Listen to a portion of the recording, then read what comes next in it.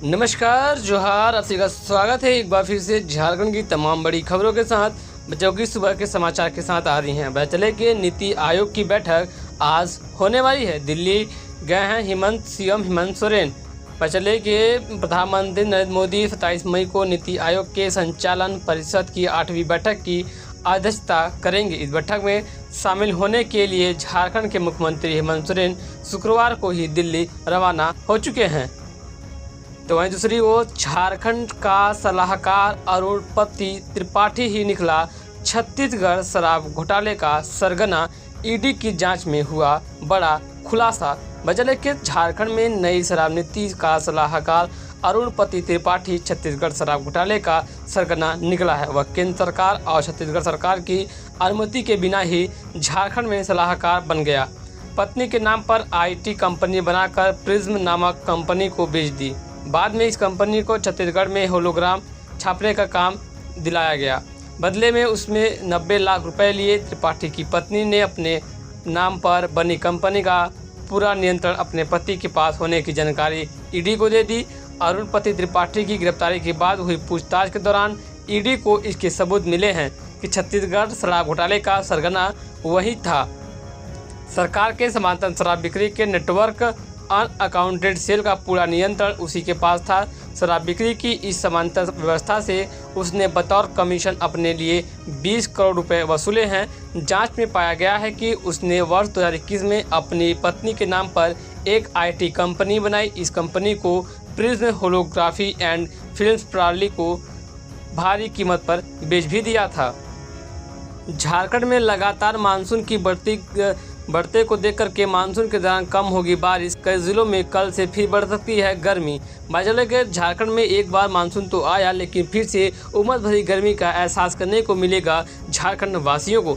रांची समेत झारखंड के कई जिलों में बीते 2 दिनों से हो रही बारिश ने लोगों को राहत तो दी गई है, वहीं वज्रपात और तेज आंधी से लोगों को दिक्कतों का सामना भी करना पड़ा है। मौसम विभाग ने पूर्वानुमान में मानसून के दौरान झारखंड में कम बारिश की संभावना जताई है। मौसम विभाग का पूर्वानुमान है कि मानसून के दौरान झारखंड के अधिकतम जिलों में सामान्य या उससे थोड़ी कम बारिश हो सकती है।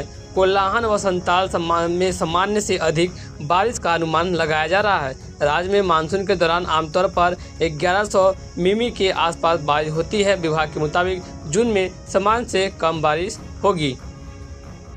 तो वहीं दूसरी ओर झारखंड में कई जिलों में आंधी बारिश से बिजली की भारी कमी देखने को मिल रही है। पता चले कि शुक्रवार की दोपहर आई आंधी बारिश से बिजली की मांग में भारी कमी आ गई है।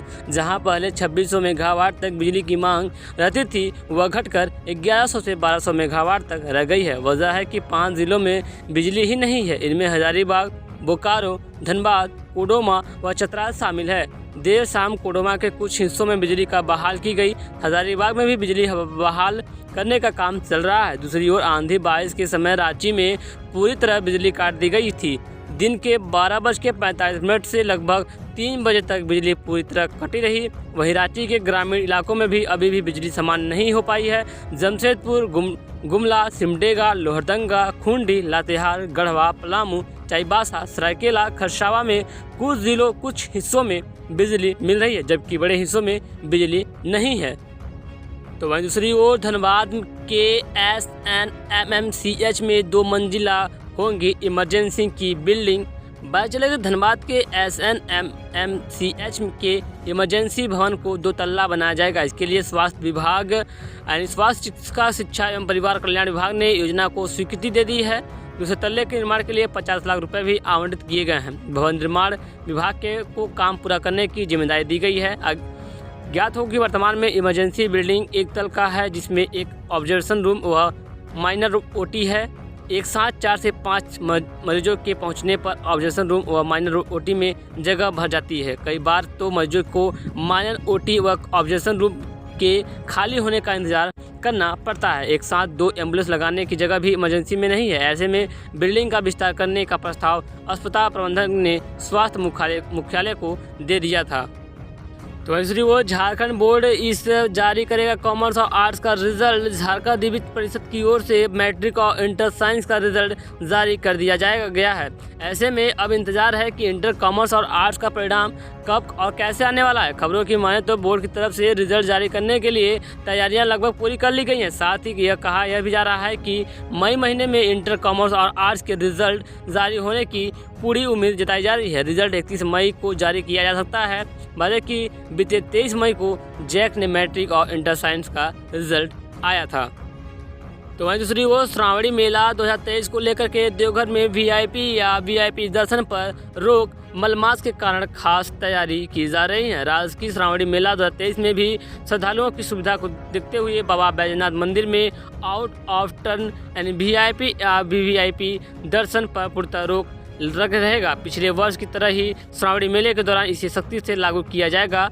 उक्त निर्देश डीसी मंजूनाथ बैजंती ने 2023 में आयोजित होने वाले श्रावणी मेले की समीक्षा बैठक में दिया। उन्होंने सभी प्रतिनियुक्त दंडाधिकारियों को निर्देश दिया है कि संपूर्ण मेला क्षेत्र में ओपी वाइज किए जा रहे हैं कार्यों की मॉनिटरिंग करें और मेले से पहले सभी सुविधाएं दुरुस्त हो जाएं सुनिश्चित करें। और डीसी ने अधिकारियों को सख्त निर्देश भी दिए हैं कि मेले के दौरान बाहर से आने वाले खोवा व अन्य खाद्य पदार्थों पर विशेष ध्यान रखें और मिलावट करने वालों पर कड़ी कार्रवाई करें, क्योंकि बाबा धाम आने वाले श्रद्धालुओं की सुरक्षा, सुविधा व स्वास्थ्य बेहतर हो यह हम सभी को जिम्मेदारी पूर्वक ध्यान देना होगा।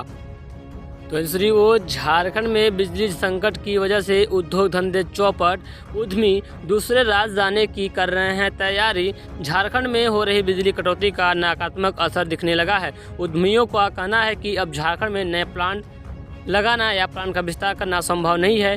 किसी भी उद्योग के लिए बिजली बहुत ज़रूरी है। जब बिजली ही समय पर न मिले तो आखिर उद्योग को कैसे चलाएंगे। जनरेटर के भरोसे आखिर कितने साल तक उद्योग चलाएंगे। लगभग 100 लोगों को मिला रोजगार। लगभग 40 साल से बीआईटी मिश्रा के निकट रक्षा उपकरणों का निर्माण करने वाली कंपनी एलकास्ट के मालिक एसके अग्रवाल ने कहा कि कभी सोचा नहीं था कि यह दिन देखना पड़ेगा।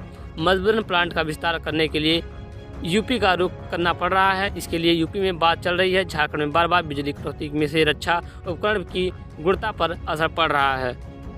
तो दूसरी वो आरक्षण की मांग पर गुमला, लोहरदंगा और सिमडेगा बंद, नहीं खुले दुकानें, जगह जगह चक्का जाम का नजारा देखने को मिल रहा है।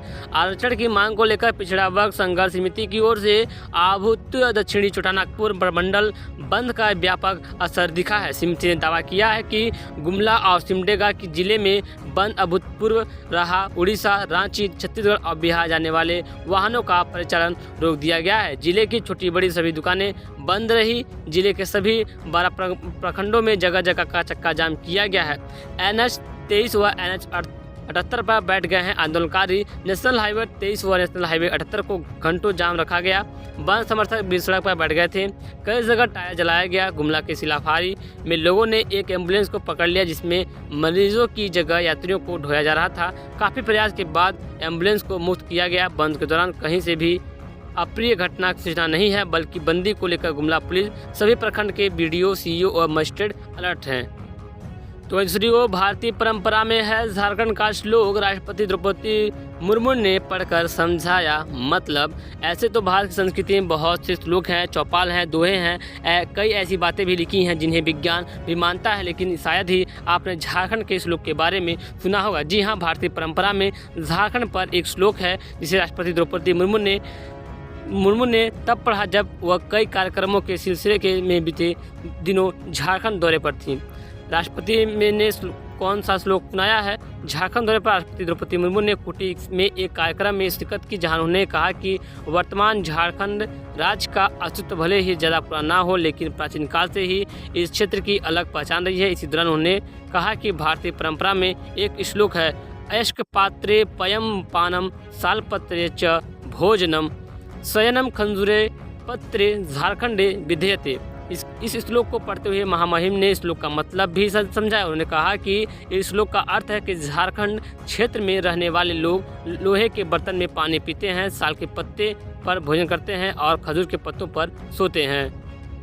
तो वहीं दूसरी ओर बिहार आर्थिक अपराध इकाई की टीम यूट्यूब चैनल चलाने वाले की तलाश में देवघर पहुंची। यूट्यूब चैनल चलाने वाले युवक की तलाश में बिहार की आर्थिक अपराध इकाई की टीम शुक्रवार को देवघर पहुंची। यहां नगर थाना के सहयोग से उसके बिला बगान स्थित पते का सत्यापन किया। आरोपी के नहीं मिलने पर बिहार आर्थिक अपराध इकाई की छापेमारी टीम वापस लौट गई। जानकारी के मुताबिक बिहार में जनता प्लस के नाम से यूट्यूब चैनल चलाने वाले जमुई जिला के चंद्रमंडी थाना क्षेत्र के जमहा गाँव निवासी अनिल यादव की तलाश में बिहार आर्थिक अपराध इकाई की टीम इंस्पेक्टर आलोक कुमार के नेतृत्व में देवघर पहुंची थी। बता दें कि आरोपी पर पटना आर्थिक अपराध थाने में दर्ज मामला है।